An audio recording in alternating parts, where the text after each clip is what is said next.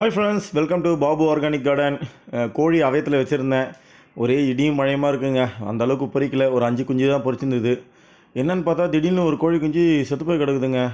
அடடா, என்னடா இதுன்னு பார்த்தா அப்போ தான் ஒரு பழமொழி ஞாபகத்துக்கு வந்தது. கோழி மரித்து குஞ்சு சாவாது அப்படின்னு சொல்லுவாங்க. அது உண்மையாக பொய்யான்னு தெரியலங்க. ஏன்னா அந்த கூண்டில் வேறு எதுவுமே வரதுக்கு வாய்ப்பே கிடையாது.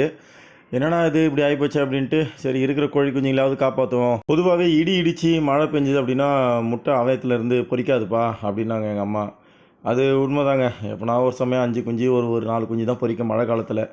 இது ஒன்று செத்து போனதுன்ட்டு மறுநாள் காலையில் வந்து பார்க்குறேன். நான் கையில் எடுத்து காமிச்சேன் பாருங்க, அந்த மஞ்சள் கலரில் ஒரு கோழி குஞ்சு அது இறந்து போய் கிடக்குது. இது உண்மையாக அந்த பழமொழி வந்து உண்மையாக பொய்யான்னு தெரில. கண்டிப்பாக இது கோழி மெரிச்சு தான் செத்து போயிருக்கோம் அப்படின்றது என்னுடைய கணிப்பு. கோழி மிரிச்சு குஞ்சு சாவாதுடா அப்படின்றதுலாம் அது உண்மையாக பொய்யான்னு தெரியல. தெரிஞ்சால் கமெண்ட் பண்ணுங்கள். அப்போ இதுக்கு என்னதாங்க காரணம் இருக்கும்? அந்த கூண்டில் எதுவுமே வரத்துக்கு வாய்ப்பு கிடையாது. என்ன காரணமாக இருக்குன்னு சொல்லுங்கள். தேங்க்யூ.